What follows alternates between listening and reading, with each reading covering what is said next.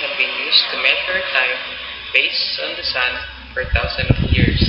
This simple device can be made up of nothing but a flat dial and a knob, but can still be tricky to read if you're just starting out. By setting up your sundial correctly and completing a few simple calculations, you can synchronize your sundial to clock time and know the hour no matter where you are.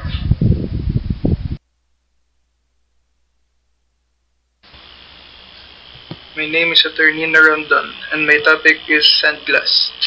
Sandglass, or hourglass, is said came into being in 14th century, and it is more accurate than water and candle clock. Sunglass or hourglass is a device used to measure passage of time. It is made of two glass bulbs connected to each other vertically by a narrow neck that allows a related flow of sand from the upper bulb to the lower ones.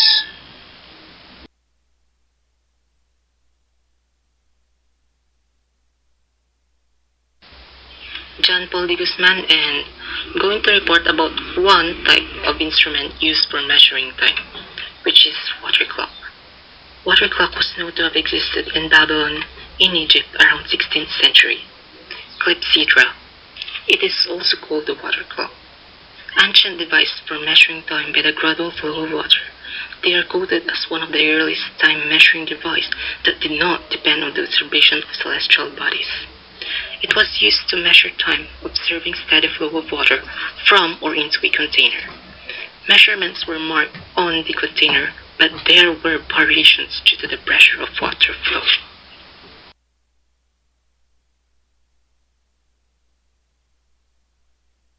I am Marie Mariel Mahalo, and I'm here to discuss to you about the candle clock.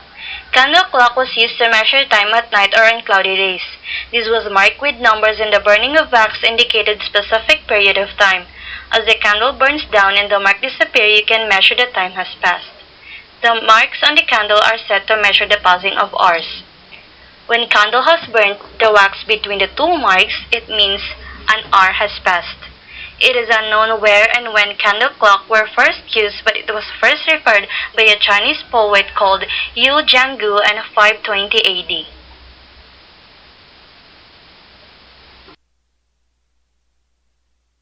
Kobe Bryant Tuliao, instrument in measuring time, pendulum. Scientific study was done around 1602 by an Italian astronomer Galileo Galilei on pendulum. Earth's motion was used to keep a track of time. It was considered to the world's most accurate timekeeping invention until 1930. The pendulum clock was invented by Christian Huygens in year 1658, which was used till 270 years and was worldwide credited for its accuracy. A pendulum clock is a clock that uses a pendulum, a swinging weight, as its timekeeping element. The advantage of a pendulum for timekeeping is that it is a harmonic oscillator.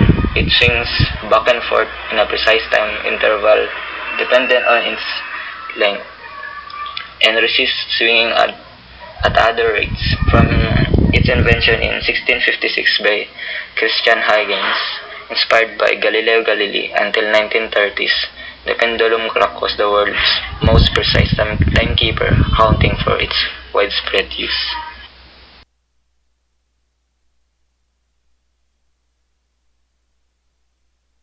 Good day. I am Christine Mika Corpus. I am here to discuss to you the quartz. In early 20th century, Albert Einstein proposed theories of relativity and defined time as the fourth dimension. The quartz clocks were developed in 1930, which were far more improvised version of a pendulum clock. The quartz crystal has to be placed in the suitable circuit in a way that creates interaction between mechanical stress and electric field, which creates vibration in the crystal to generate a constant frequency. This is used to operate electronic clock display. Inside the quartz clock or watch, the battery sends electricity to the quartz crystal through an electronic circuit. The quartz crystal oscillates, vibrates back and forth at a precise frequency, exactly 32,768 times each second. The circuit counts the number of vibrations and uses them to generate regular electric pulses, 1 per second.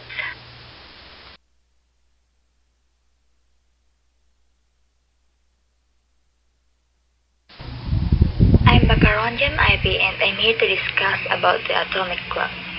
Atomic clocks are the most accurate time and frequency standards known and are used as primary standards for international time distribution services to control the wave frequency of television broadcasts and in global navigation satellite systems such as GPS.